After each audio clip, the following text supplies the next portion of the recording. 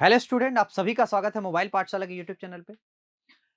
मेरे दोस्तों, एस्टेट में ये आज आपका परसेंटेज में परीक्षा पर आधारित प्रश्न है। यानी कि परीक्षा पे रिलेटेड एक टाइप होती है, उस टाइप को आज हम कवर करेंगे। वीडियो को पूरा देखिएगा, ठीक है।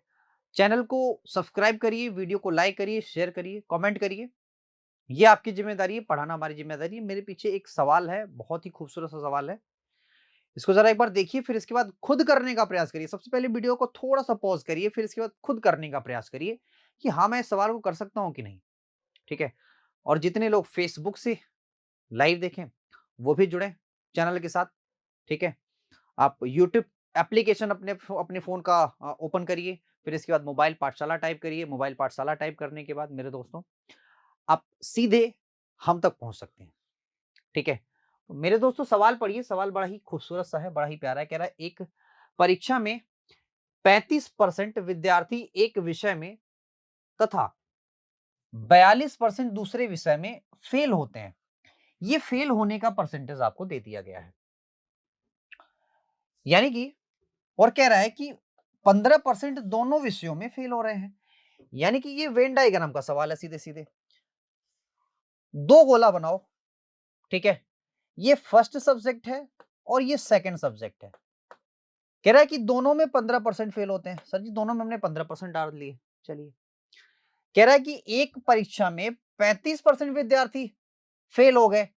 तो भाई 15 तो है, इसमें अगर मैं 20 और डाल दूं तो हो गए कुल मिला के 35 पहले गोले में, और दूसरे गोले में तो 15 ऑलरेडी है। बताओ मैं क्या और इसमें डाल दूं कि ये 42 हो जाए, ठीक है। तो आप कहीं सर जी यहाँ पे 27 डाल दो। आप क्या डाल दो? 27 डाल दो। क्लियर है मेरे दोस्तों? ये कुल फेल होने वालों का परसेंटेज है। तो देखो कितने परसेंट लोग फेल होते हैं। तो आपसे क्या कह रहा है, तो केवल एक ही विषय में कितने विद्यार्थी पास हो गए हैं। एक ही विषय में कितने विद्यार्थी पास हुए हैं, एक ही विषय में, ठीक है। तो दोनों विषय में, है ना, दोनों विषय में फेल होने वाले ये रहे। आपसे कह रहा है एक ही विषय में। तो मेरे दोस्तों, सबसे पहले इन दोनों सभी को जोड़िए। पहले आप ये ढूंढिए कितने पास हैं, कितने पास हैं। तो पहले ये देखिए मेरे भाई, पास होने वाले कितने विद्यार्थी हैं, और ये सॉरी, फेल होने वाले कितने विद्यार्थी हैं। तो इनको जोड़ो, 42 और 20 कितना होता है? 62। तो 62% ऐसे स्टूडेंट हैं जो किसी ना किसी विषय में फेल है, किसी ना किसी विषय में फेल है, ठीक है।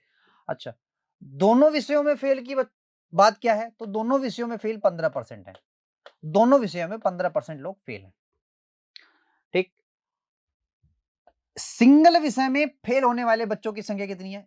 20 और प्लस 27, कुल मिला के 47% ऐसे हैं जो सिंगल सिंगल विषय में फेल है। सिंगल सिंगल विषय में। आपसे क्या कह रहा है, केवल एक ही विषय में कितने विद्यार्थी पास हैं, एक ही विषय में। भाई साहब, एक ही विषय में फेल होने वालों की संख्या ये रही, और एक ही विषय में पास होने वालों की संख्या सर जी हो जाएगी 53%, है ना भाई। एक ही विषय में, एक ही विषय में फेल होने वाले इतने, पास होने वाले 53 होंगे। तो दोस्तों, आप क्या कर दो, 25 100 का सीधे सीधे 53%। और परसेंट आप जानते हैं, हटा ले जाएगा डबल जीरो को। तो 25 दिया, 75 के 5 हो गया, कैरी हो गया 1, कैरी हो गया 7, और 25 पंजे 125, ठीक है। 125 में 7 और जोड़ दो तो मेरे भाई हो जाएगा कितना? 132। तो ये कुल ऐसी संख्या है जो एक ही विषय में पास हो रही है। यानी कि 1325। देखो यहाँ 1325 होगा, 325 नहीं, यहाँ 1325 होगा। ये आपका आंसर है। कितना होगा? 1325। चलो नेक्स्ट। कह रहा है, एक छात्र ने 32% अंक प्राप्त किए। कोई परीक्षा हो रही है, इसमें कह रहा है कि एक छात्र ने 32% अंक प्राप्त किए हैं और 8 अंकों से फेल हो जाता है। तो भाई मेरे, अगर फेल हो गया तो ये हो गया माइनस का, क्योंकि फेल हो रहा है तो माइनस का, और पा रहा है 32% अंक। चलिए मेरे दोस्तों, ये बात आपको समझ में आई होगी। अगला कह रहा है, यदि उसने 36% अंक पाए होते। भाई सब कह रहा है, अगर उसने 36% अंक पाए होते तो क्या कहानी होती? तो कहानी ये होती कि वो 2 अंक से उत्तीर्ण हो जाता, वो 2 अंक से उत्तीर्ण हो जाता। मेरे दोस्तों, इसका मतलब ये है कि हम इन दोनों का डिफरेंस लेंगे, इन दोनों का डिफरेंस लेंगे। तो इन दोनों का डिफरेंस, ये माइनस का 8 है, ये प्लस का 2 है, डिफरेंस हो गया भाई साहब 10, है ना, डिफरेंस ले रहे हैं, अंतर नहीं डिफरेंस ले रहे हैं, क्लियर है। अब इन दोनों का डिफरेंस, भाई दोनों का डिफरेंस लेंगे तो डिफरेंस आया यहाँ पे 4%। तो भाई मेरे 4% की वैल्यू 10 है। आपसे क्या कह रहा है, आपसे कह रहा है उत्तीर्ण स्कोर बताइए, यानी पासिंग मार्क बताइए। बताते हैं, चिंता मत करिए। 4% की वैल्यू 1 है, तो मेरे दोस्तों 32% की वैल्यू क्या होगी? तो यहां 8 का गुणा किया तो यहां भी 8 का गुणा करना पड़ेगा, दैट मीन्स 80। भाई साहब एक बात मुझे बताइए, कह रहा है कि 32% बराबर कितना है सर जी? 80 के। और कह रहा है 32% अंक पा रहा है, यानी 80 अंक पा रहा है, 8 अंक से फेल हो जा रहा है। अगर मैं इसको 8 अंक और दे दूं, अगर मैं कह दूं ले भाई तुझे 8 अंक और मिल गए, तो इसका मतलब क्या है? इसका मतलब भैया 88 अंक पा गया हो, और 88 पाया तो वो पास हो गया, 88 पाया तो क्या हो जाएगा मेरे दोस्तों? ये तो है पासिंग मार्क।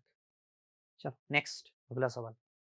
नेक्स्ट सवाल कह रहा है एक परीक्षा में एक छात्र को 30% अंक प्राप्त होते हैं, 30% अंक प्राप्त होते हैं, और वह 25 अंकों से असफल हो जाता है।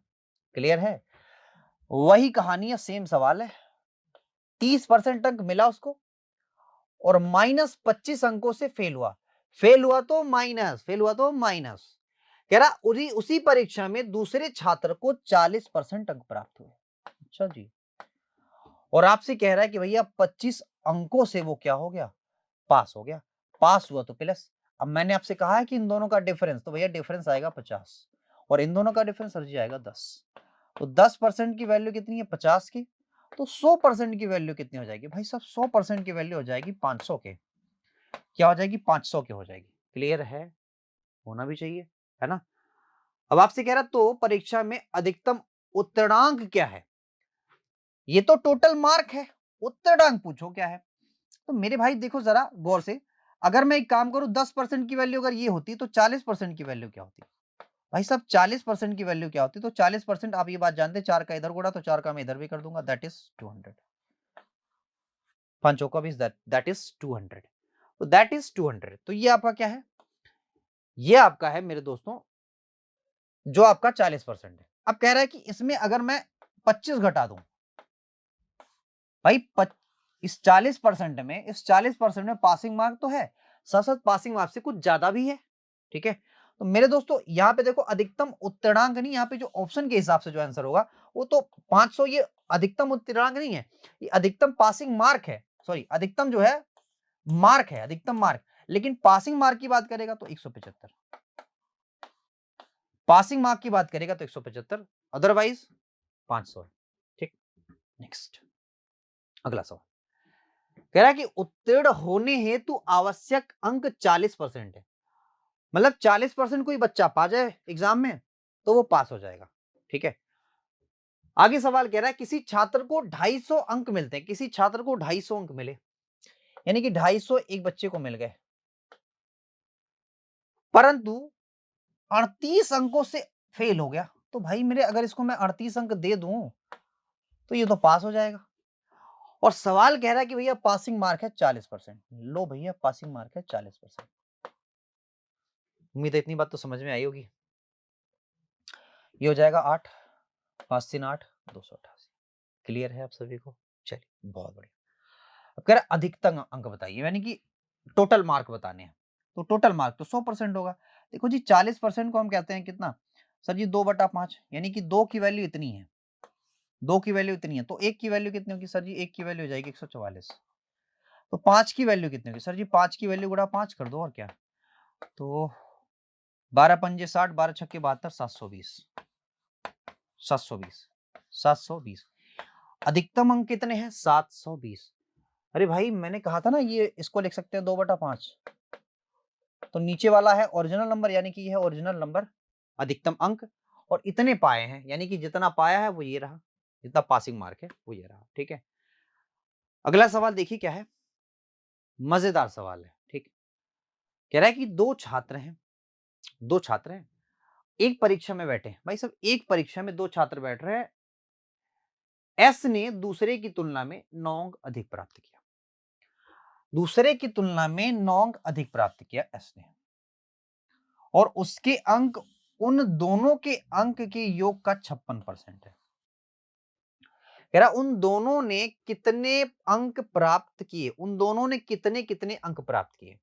तो मेरे दोस्तों ये जो सवाल है ना, ये ऑप्शन का सवाल है, सबसे बड़ी चीज है ये ऑप्शन का सवाल। आप ऐसे करेंगे तो द्विघात समीकरण बनेगा, और द्विघात समीकरण को सॉल्व करना महा मतलब बेवकूफी होती है, सॉल्व नहीं करते हैं। ठीक है, तो हमें ये देखना है कि दोनों के बीच अंतर कहां कहां 9 आ रहा है। तो देखना यहां 9 आ रहा है क्या? बिल्कुल आ रहा है। यहाँ सर जी यहाँ भी 9 आ रहा है, यहाँ मतलब हर जगह 9 आ रहा है। ठीक है, कोई दिक्कत नहीं। अब हमें ये देखना है क्या अंतर अगर 9 है तो आपसे क्या कह रहा है, उन अंकों के योग का 56% है। मेरे दोस्तों हमें अगर इन दोनों का योग, अगर सबका योग निकालना तो सबका जोड़ जोड़ लीजिए। सबका अगर जोड़ जोड़ेंगे तो हो जाएगा 3 और 2 5 7 यानी कि 75। तो क्या 75 का 56%, क्या 75 का 56% भाई साहब 9 होगा? 9 होगा? तो ये आपको देखना है। ठीक है, और उनके अंक, उन दोनों के अंकों के योग का 56% थे। ठीक है, उनके अंक जो है उन दोनों के योग का 56% थे। ठीक, आओ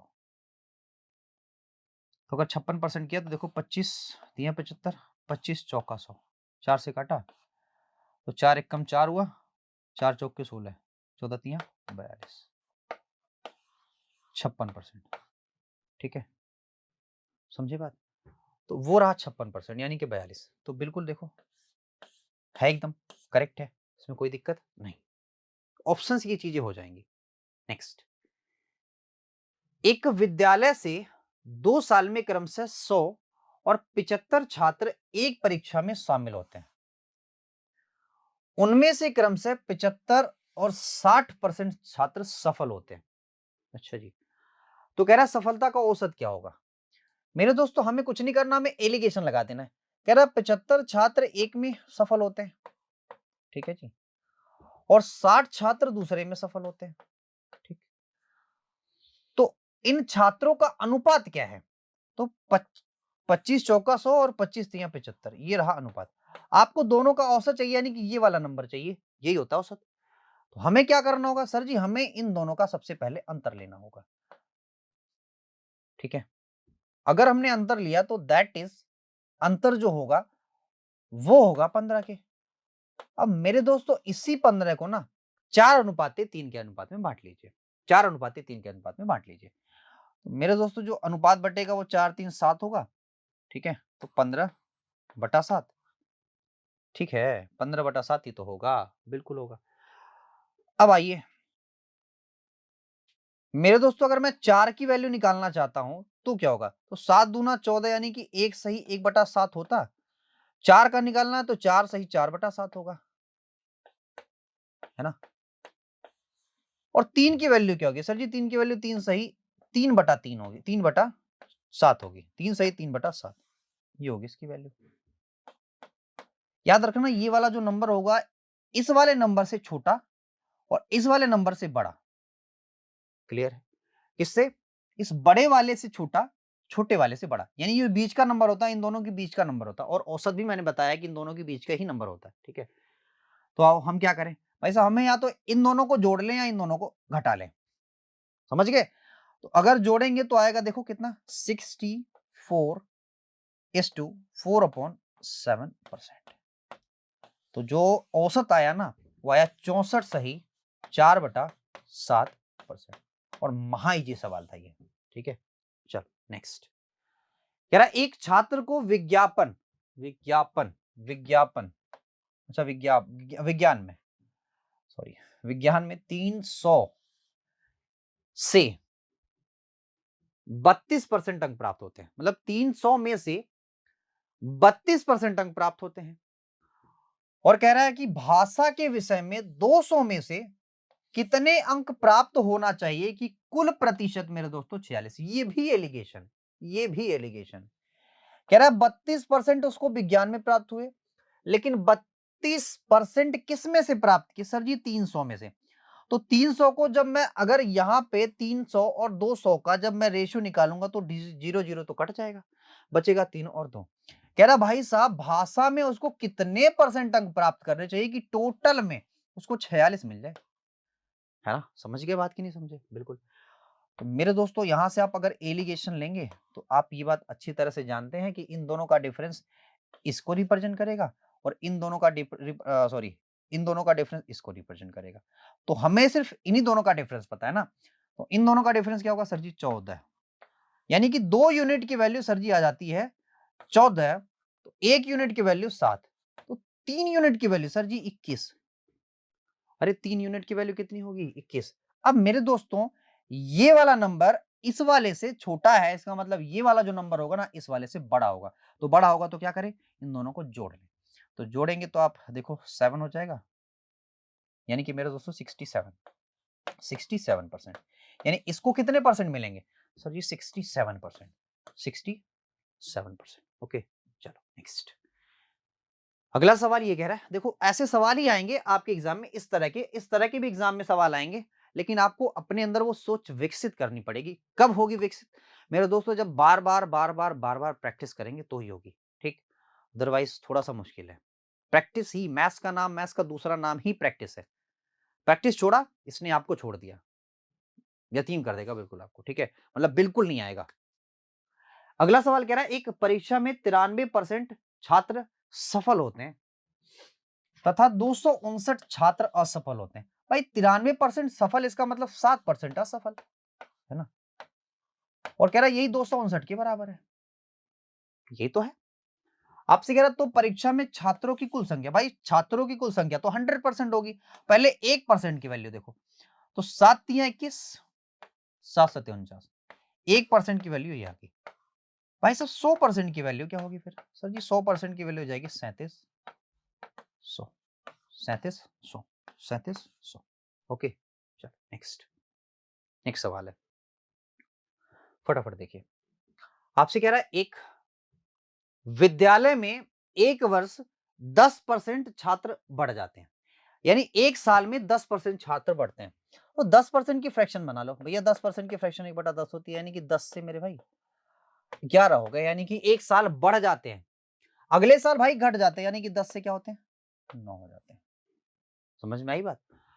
आओ जरा। कह रहा है कि ऐसे ही क्रम चलता रहता है। 2000 में छात्रों की संख्या में वृद्धि हुई, तो 2003 में छात्रों की संख्या 2002 की तुलना में कितनी कमी आई होगी, कमी या वृद्धि होगी? तो पहले 2000 में बढ़ेगी, फिर 2001 में, मतलब 2002 से, मतलब 2000 से 2001 के बीच बढ़ेगी, 2001 से 2002 के बीच घटेगी, फिर 2002 से 2003 के बीच बढ़ेगी, यानी कि 10 से फिर 11 होगी। अब ये सक्सेसिव केस है तो ये हो जाएगा 1000, क्योंकि लगातार है तो गुणा कर लो। 21 गुणा 9 करना पड़ेगा, तो 121 गुणा 9, तो आप 11 9 99 कर लो ना, हो जाएगा 9, अरे 99 होगा ना, 11 9 99 गुणा 11, तो 9 9 दूना 18 के 8 कैरी हो गया 1, 9 और 1 10।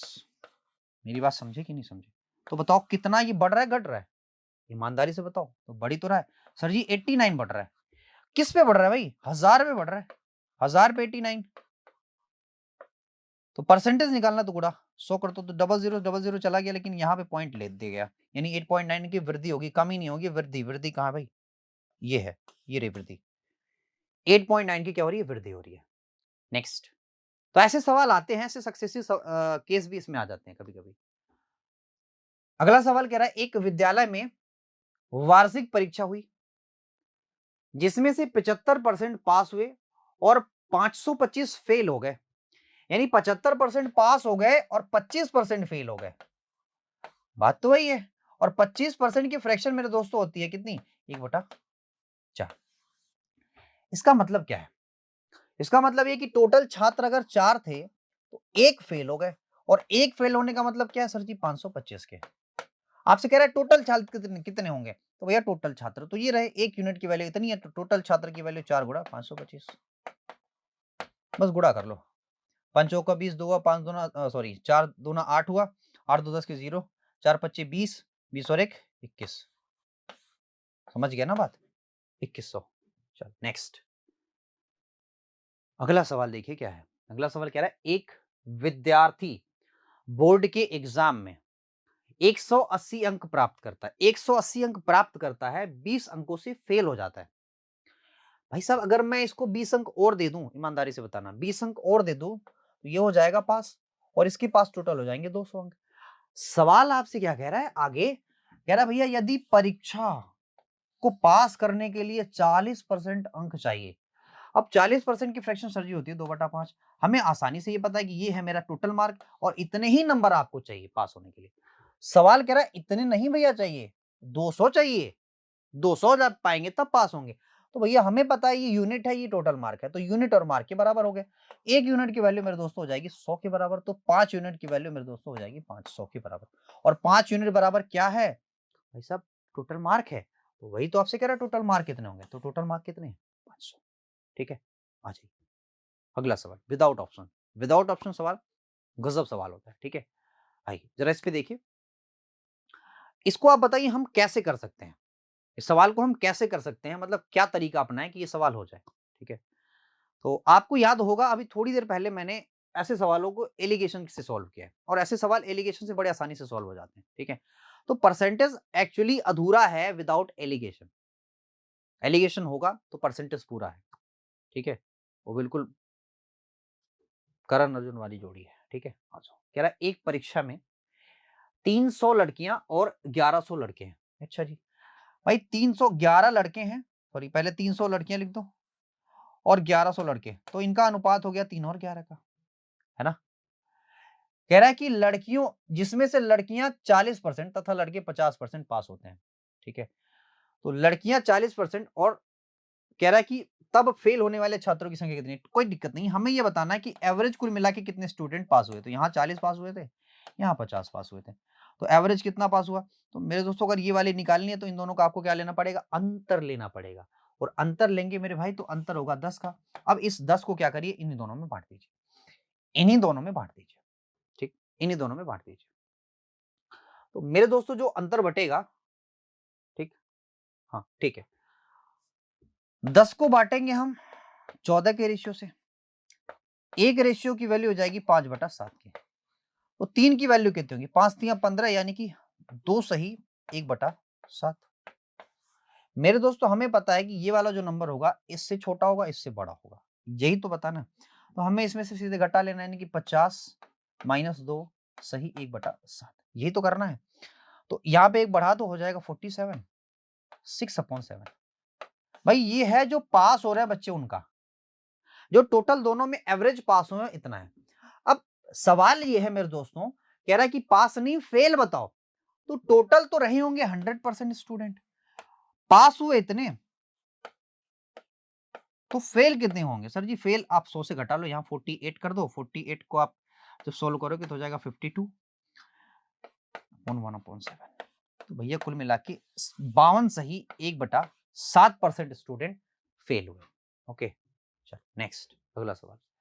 कह रहा है एक परीक्षा में परीक्षार्थियों के 52% अंग्रेजी में उत्तीर्ण हुए, परीक्षार्थियों के 52% अंग्रेजी में उत्तीर्ण हुए, यानी 52% स्टूडेंट इंग्लिश में उत्तीर्ण हो गए। अगला कह रहा है आपसे, कह रहा है कि 42% गणित में, यदि दोनों विषयों में 17% उत्तीर्ण हुए तो उन दोनों विषयों में उत्तीर्ण परीक्षार्थियों का, वे ये क्या कह रहा है, अनुत्तीर्ण कह रहा है, अनुत्तीर्ण उत्तीर्ण कह रहा है ना। हाजो चलो देखिए जी, बहुत आसान है, वेन डायग्राम का सवाल है ये भी, तो वेन डायग्राम बना लो। कह रहा है 17% दोनों में फेल होते हैं, यानी अनुत्तीर्ण होते हैं। कह रहा है एक में ये है भाई साहब इंग्लिश वाला मान लो खाना, ये है मैथ्स वाला खाना।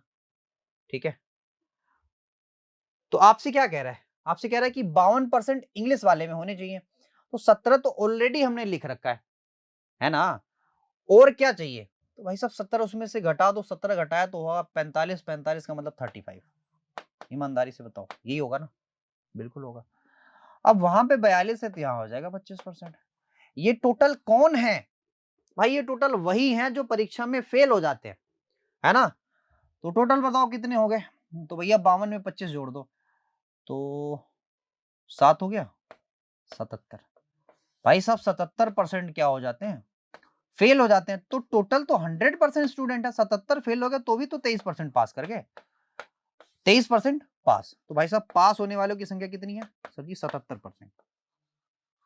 पास होने वाले की संख्या कितनी? 23%। 77 फेल होने वाले हैं। चलो नेक्स्ट, अगला सवाल। अगला है, कह रहा है एक परीक्षा में ए और बी को 25% अंक अधिक मिलते हैं। मतलब ए को बी से 25% अंक अधिक मिलते हैं। तो यार 25% की अगर मैं फ्रैक्शन बना लूं क्या? बताओ, बना लूं कि ना बनाऊं? बना लूं कि ना बनाऊं? चलो देखते हैं क्या होता है। कह रहा है कि ए को बी की अपेक्षा 25% अंक अधिक मिले, बी को सी की अपेक्षा 10% अंक अधिक मिले, और सी को डी की अपेक्षा 25% अंक अधिक मिले। ठीक है, तो कुल मिला के बात यह है कि रेशियो बना लो। ठीक है, तो भैया ए टू बी का रेशियो देख लो पहले, कोई दिक्कत नहीं, हम एक ही साथ सबका देखेंगे क्योंकि चारों है, चारों देखना पड़ेगा। आज जो कह रहा है ए को बी की अपेक्षा 25% अधिक अंक मिले, तो भैया 25% की फ्रैक्शन होती है 1/4। क्या होती है? 1/4। और किसको ज्यादा मिल रहा है? बी को, सॉरी ए को। तो अगर बी को 4 मिला तो ए को 5 मिला होगा। अरे हाँ या ना? बिल्कुल। कह रहा है बी को सी की अपेक्षा 10% कम मिला, सी की अपेक्षा 10% कम मिला। 10% की फ्रैक्शन होती है सर जी, 10% की फ्रैक्शन होती है 1/10। यानी अगर सी को 10 मिला होता, सी को 10 मिला होता तो भाई साहब बी को 9 ही मिला होता। समझे बात को? बिल्कुल।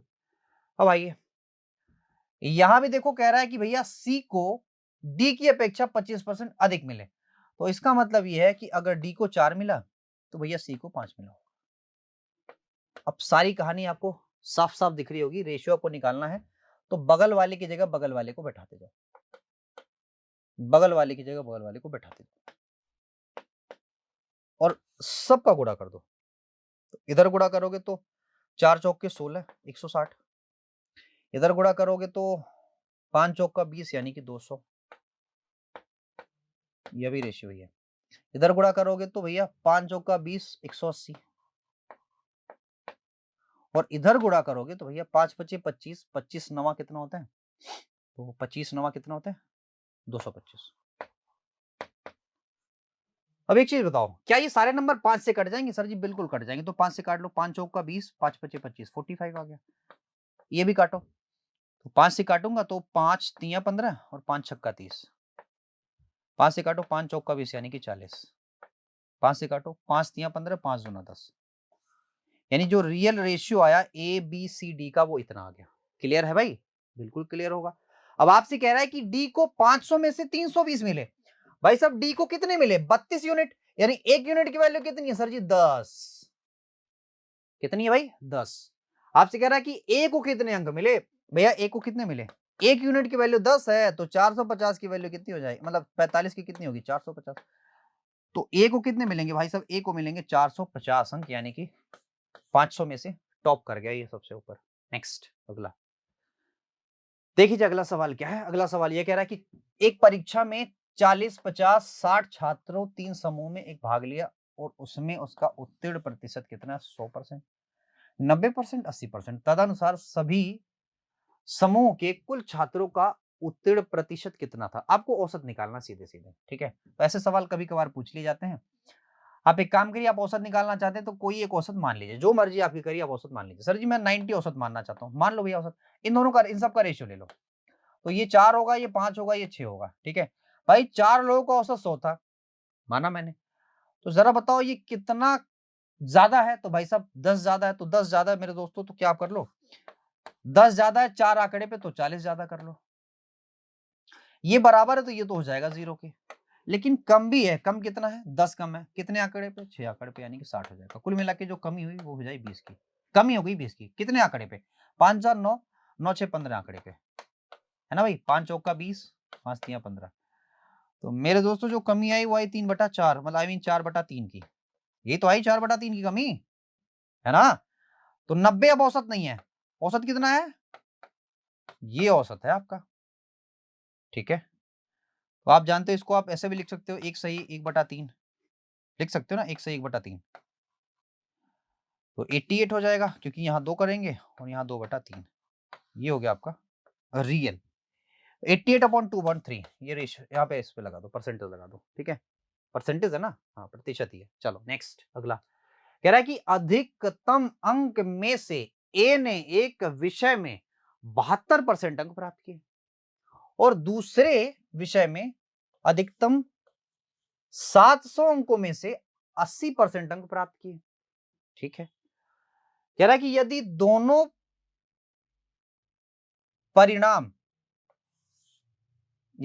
परिणाम दोनों विषयों के सम्मिलित प्रतिशत पर आधारित हो तो बताइए सम्मिलित प्रतिशत कितना होगा।